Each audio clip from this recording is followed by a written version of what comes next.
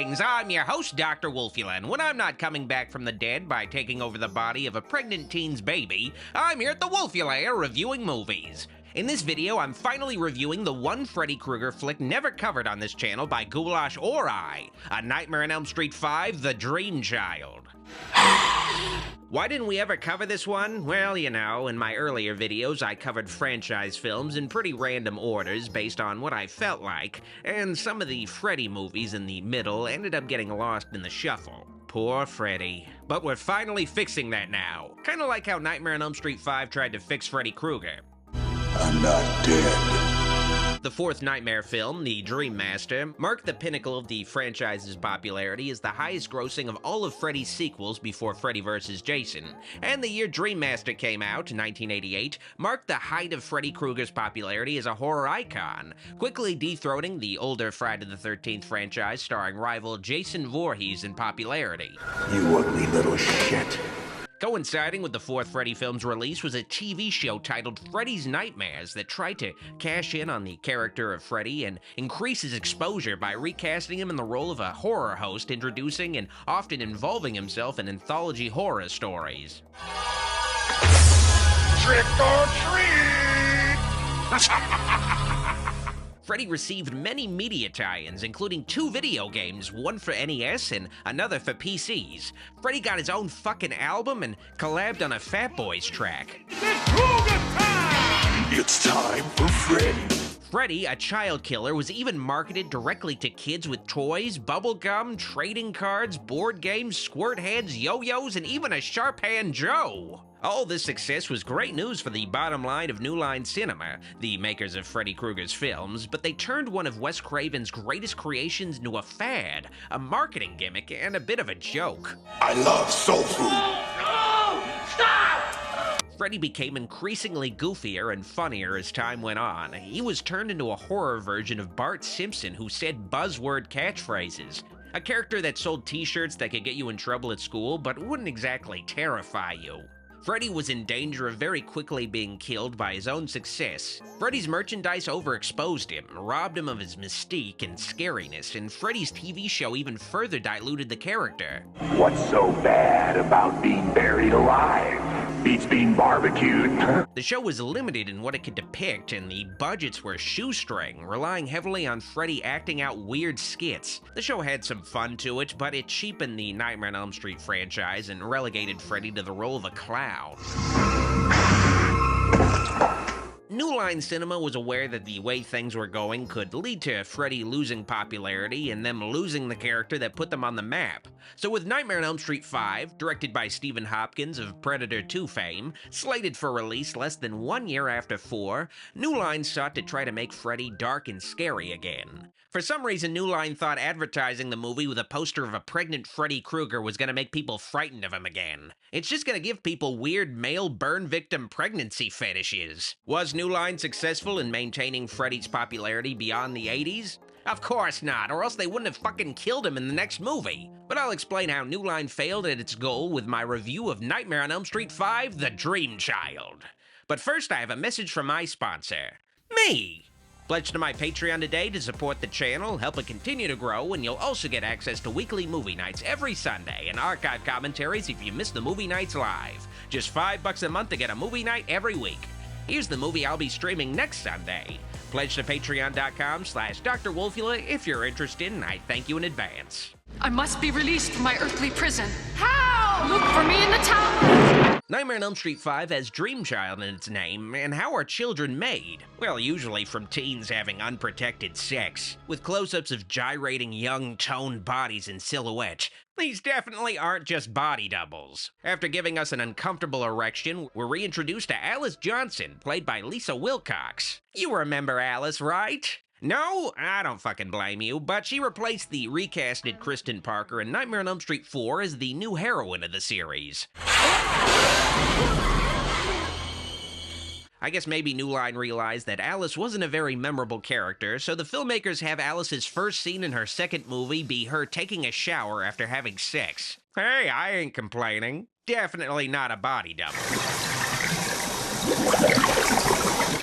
This happens anytime I flush the toilet before using the shower, especially after eating at Arby's. After Alice's shower floods because it was too clogged up by her pubes, she ends up spit out in the one place every teenage girl wants to find themselves in naked. A room filled with 100 gross old men. Hey look, a cameo of Robert Englund without his makeup. Let's go! In this scene, we get to meet Freddy Krueger's mom, Amanda, and Freddy's 100 dads the night Freddy was conceived at a mental institution. Aw, this is so romantic. Alice's boyfriend Dan wakes her up right before 100 maniacs run a train on Freddy's mom. That was the best part of the dream!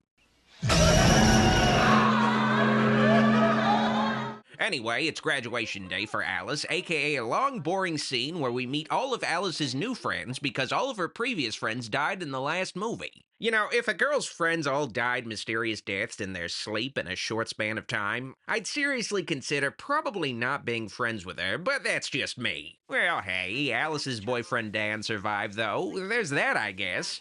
For now. So let's blow this pop stand! Alice's new friends include Yvonne, a hospital volunteer and diver. I got swimming practice until 6:30 tomorrow. So? Greta Gibson, who is pressured by her mother into becoming an anorexic supermodel. Not what a cover girl puts in her body. Shit. A Nicole Dollanganger album was also named after her too, I guess. Mark, a fucking nerd who's a fan of comics and also a fan of Greta, like that'll ever happen. Mark is basically a self-insert for the director of the film, Stephen Hopkins, who's a big comic book fan in real life and also kinda looks like Matthew Perry. Rest in peace. Party! Now, we don't meet many new friends of Alice, and you might think, Doc, does that mean there aren't that many nightmares or deaths in this Nightmare on Elm Street movie? And the answer, unfortunately, is yes. That's kind of a good thing in the sense that this movie doesn't have a sprawling collection of characters whose only purpose is to get killed, who barely get any screen time or personality. So you do have an opportunity to get attached to the few characters in the movie, and they're all pretty distinct. But at the same time, there are fewer opportunities for cool shit to happen. I happen to like cool shit, folks. I had one of those dreams last night. Fortunately, it doesn't take too long for some cool shit to happen, or at least weird shit. Sometimes that's all you can really hope for. Alice follows those creepy little girls who are always hanging out with that dream-inhabiting burn victim, and Alice is led to the one thing scarier than Freddy. A nun! Ah!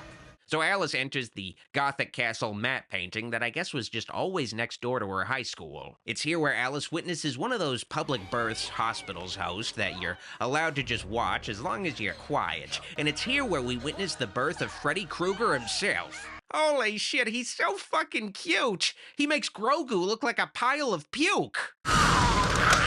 It's within a nearby cathedral that this piece of raw chicken is reborn in a tattered Christmas sweater as an adult Freddy Krueger. But Obama suddenly calls in a drone strike. Oh no! Still, Freddy doesn't miss a beat. It's a boy! Is it a boy, Freddy? Let's double check by seeing that burned hot dog between your legs. Essentially, Freddy brought himself back by repeating his birth, but it also brought his mother Amanda back, who's the only one with the power to repel her son. You brought me back to give you life, but now I must take yours. We'll see, bitch. Freddy, language! That's your fucking mother, motherfucker! We'll just see. Alice tries to warn her boyfriend we barely know anything about Dan about Freddy returning. But she doesn't have to worry. Freddy makes sure to pay Dan a visit himself while Dan's on the way to Alice. Freddy even makes sure that Dan is extra safe on this dangerous highway. Better buckle up, dear. If only Dan had a Freddy arm for the extra protection. Dan, not questioning the fact that he crashed into the local swimming pool and that the keys to his now intact truck are gone, immediately steals a nearby motorcycle because of course you have to take that thing for a spin. It's fucking sexy as hell. It gets even sexier, though, when the motorcycle fuses with Dan and transforms him into an H.R. Giger version of Kamen Rider. Better not dream and drive. I suddenly feel like watching Superman 3. Back at Alice's diner, a giant demonic colon opens up behind her, which is always a signal that somebody got hit by a car. I hope it wasn't Ben Tramer. just came fucking flying out of nowhere! I didn't even see him! A truck driver who looks like Freddy Krueger is honestly less scary than any real-life truck driver. Even when he's on fire, Dan is still thinking with his dick. Hylas, wanna make babies? Alice wakes up, though, and it was all just a dream. Dan's dead. A dream of something that actually happened. Alice's friend Yvonne has some good news for Alice, though. You're just a little pregnant. She's just a little pregnant. Dan had some extremely weak seed. Alone in the hospital, Alice quickly gets some company. Oh no! That creepy kid from Jurassic Park! Quick, get out of there, Alice! What's your name? Jacob? I've always loved that name. She's always liked the name Jacob. I wonder what that could mean. I could tell you were sad. I just wanted to see if you're all right. Since Alice's friends didn't start existing until this movie, she gives them the Crib Notes version of who Freddy Krueger is. He keeps on killing, but he kills people in their dreams. You'd think he'd be a little more well-known in this town by now. Let's talk about the baby. Yeah, congratulations.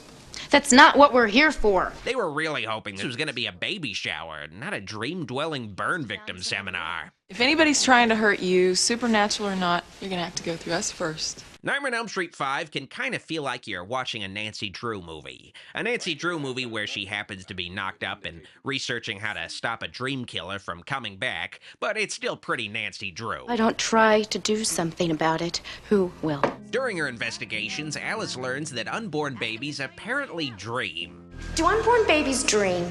Yeah.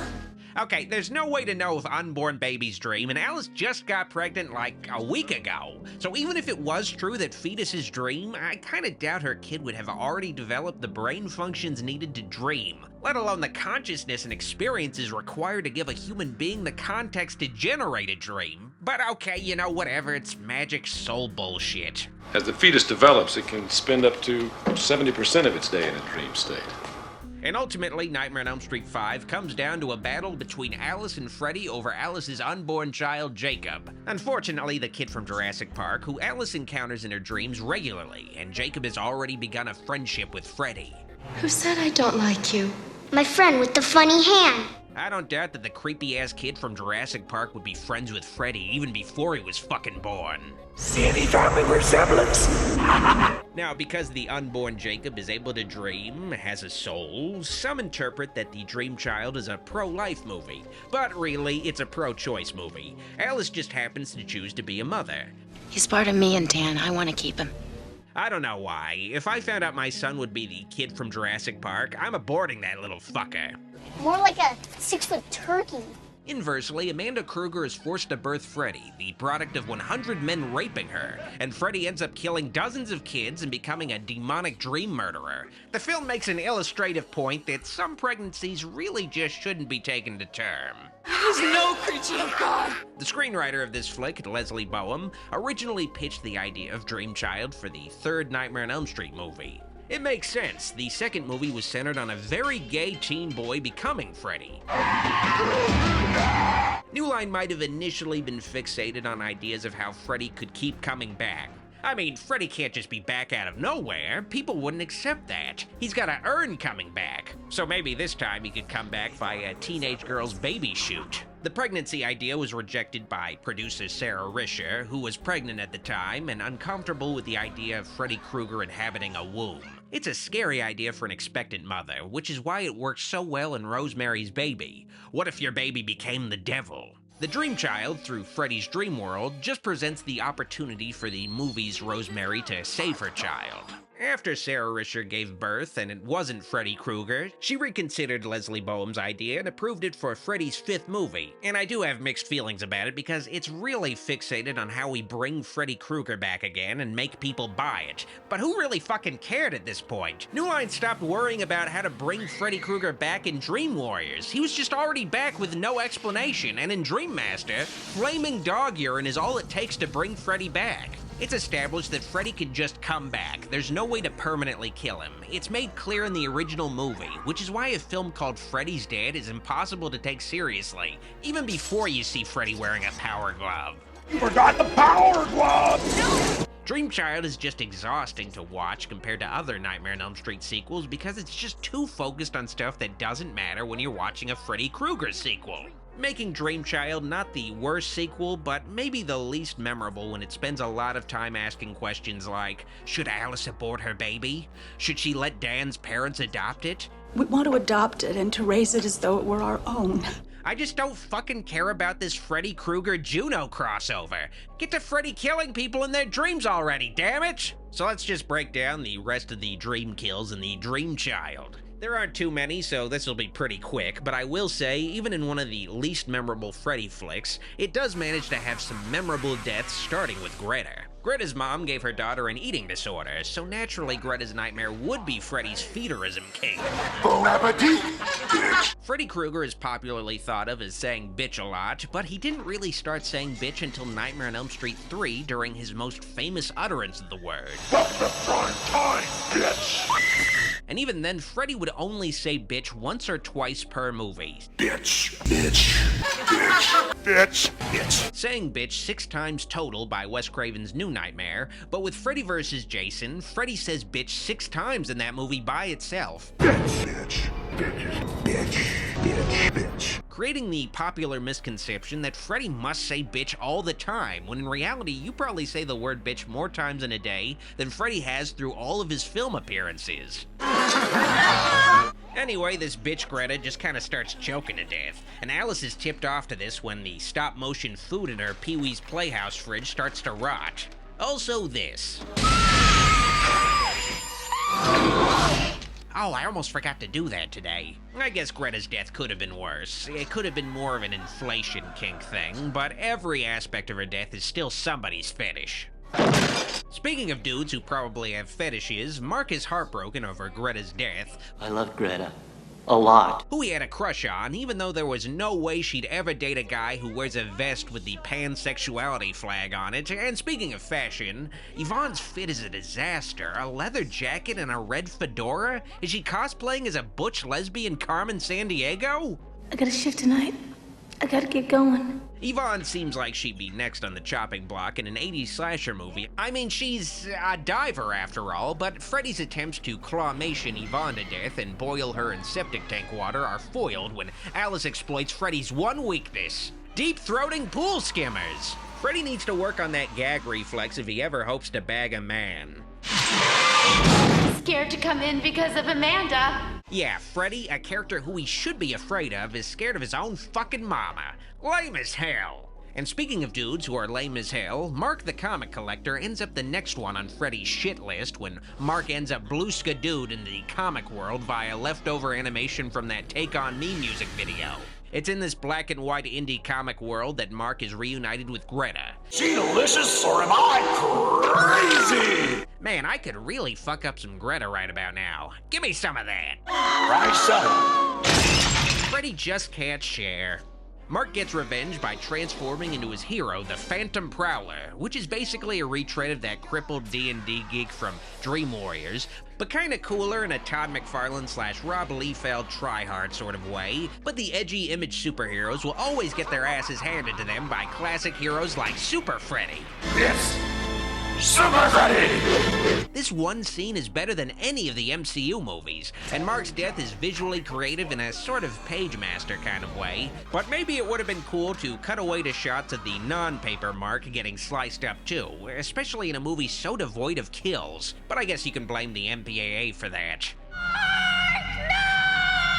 And yeah, Mark is the last death in this film. 3 people die total in this movie, which is on par with the original Nightmare on Elm Street, unless you count Nancy's mom's blow-up doll getting yanked through a door as a death. The lack of deaths can be attributed to the MPAA cracking down hard on horror movies at the time, especially high-profile horror movies. Dream Child, as tame as it is, had to be cut down heavily to avoid an X rating. But it was basically the MPAA bullying horror movie makers out of continuing to make horror movies, making it harder and harder to release a horror movie out of misplaced paranoia that violent movies make people violent. Movies don't create psychos. Movies make psychos more creative.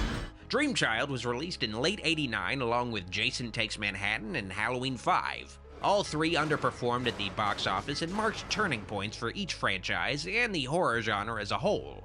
Horror had a big boom of popularity in cinemas during the 80s, but interest suddenly died out towards the end of the decade due to a variety of reasons. For one, filmmakers weren't able to push the envelope further due to MPAA pressure. Later sequels in a horror franchise often couldn't even get away with things that earlier entries could, but then you also have the advent of home video, which gradually became more popular, and some audiences were probably preferring to rent a horror movie later, or even catch it on premium cable. And you even started to see direct-to-video horror films emerge, so horror was starting to flourish more in the privacy of people's homes, and not so much publicly at the cinema. Audiences were beginning to become more fractured. And you can also maybe blame horror's faded popularity entering the 90s on how oversaturated the genre was in the 80s. There were a lot of great horror flicks in the 80s, but people weren't going to see all of them, and audiences were getting tired of so many sequels in a short span of time. A Friday the 13th and Nightmare on Elm Street movie every year. It can be hard to keep track of all these movies today. Imagine how much more tiring it could be before the internet. It's sort of like how superhero movies saw a big boom of popularity in the 2010s, and now in recent years it looks like the trend is finally dying out. But superhero movies are a lot more expensive than horror movies. I guess that's why they call it a decade, because all things eventually become decayed.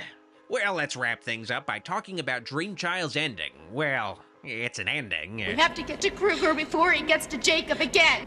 Alice faces Freddy on his home turf once again and exploits Krueger's other weaknesses, getting impaled with a stroller covered with rebar and raped by his 100 dads. Freddy manages to suppress this trauma by transforming into a pile of spiders. Who needs therapy? Freddy's owning the dislocated shoulder look anyway. It's my new look. Like it? And the film comes down to a battle over Alice's son Jacob's soul in a goofy-ass MC Escher house. This just makes me want to play Q*bert. Freddy tries to win Jacob over with the father Jacob will never know, but it doesn't work because dads who wear jean jackets are always abusive. Kids, always a disappointment. The finale of this movie just feels like a hodgepodge of abstract ideas pitched in a writer's room, trying desperately to figure out how to kill Freddy in a satisfying way after we've seen him die 4 times. Freddy's deaths have never been very satisfying because it's hard enough to figure out how to kill a horror villain. It's even harder when that villain is so powerful and larger than life. You just have to make up a bunch of stupid bullshit that happens until the movie's over.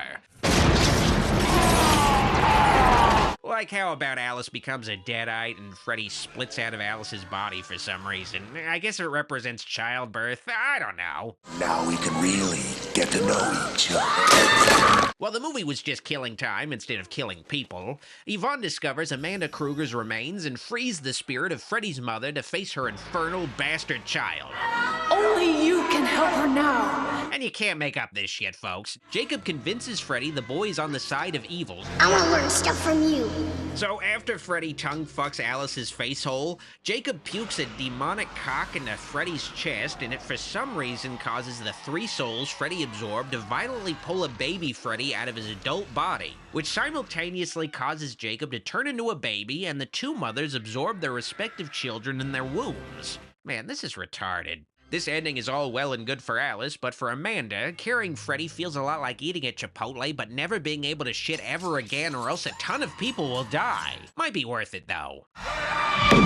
In the denouement, Alice, her father, and Alice's supportive co-parent girlfriend Yvonne celebrate Jacob's birth with a nice picnic in the park before Jacob starts to look all creepy looking and roast Sam Neill in the desert. And hey, Alice's dad made sure to pack some Mountain Dew for her newborn baby. You gotta start him early on the dew, folks. But what's this? Creepy little girls still play jump rope even after Freddy dies? That can't be good. Nightmare on Elm Street 5, The Dream Child, was supposed to maintain Freddy's popularity at the height of his powers, and it was technically a box office success, but it ended up being the worst performing out of all the sequels at the box office next to Wes Craven's New Nightmare, which was more of a side quill anyway, making its $22 million box office gross a huge disappointment next to Dream Master's $49 million box office the previous year. That's a drop-off of more than half of the audience. That's not good. Sounds like what happens after every video I upload. But this can ultimately be blamed on a lot of things. Horror's popularity was starting to fade toward the end of the 80s, Freddy was overexposed in a short time, making audiences tire of his antics quickly, and of course, they released the 5th movie less than a year after the 4th movie, movie. The sequels before usually had 18-month gaps between each other to make the movies a bit more in demand. Ultimately, I think Dreamchild's lack of popularity can be blamed on it sort of being lame. There are worse Freddy movies, but the fifth just isn't very exciting. It feels like New Line knew they couldn't get away with much after so much MPAA interference, so they probably tried to make the fifth movie more about the themes and characters to make up for the lack of fun stuff, but it just makes me want to take a nap. Which I suppose is the scariest thing that could happen while watching a Freddy Krueger movie. Ah! I give A Nightmare on Elm Street 5, The Dream Child, a Jurassic Park kid out of Freddy Krueger Jurassic Park kid. Yeah, you can see why they ended up putting Freddy on ice in the sixth movie, and consequently making arguably the worst Freddy movie in the process. Made a good case for stopping Freddy movies, I suppose. Before I go, I want to plug my Twitch channel, twitch.tv/Dr. Wolfula, where I'll be streaming movies at the Die-In Theater and also playing video games. Follow me on Twitch by clicking this card or the link in the description. Bon appetit, bitch! This video is made possible through the pledges of my Patreon supporters, and I'd like to give a very special thanks to the kind folks pledged to my shoutouts tier. All of the support on Patreon means a lot to me, and it helps my dark influence continue to grow. If you like this video, like it, and if you loved it, click the subscribe and bell buttons for more vids. Be sure to also keep in touch by following me on social media at Facebook, Instagram, and Twitter at Dr. Wolfula. While I still have your attention, consider pledging to my Patreon to support the channel and get bonus content like previews, VIP Discord server access, private movie night streams, and credits in videos. Consider pledging at patreon.com/Dr. Wolfula. Also, check out official Dr. Wolfula t-shirts and other merch on tpublic.com/user/Dr. Wolfula. Thanks for watching. See you all next time. Dr. Wolfula signing out.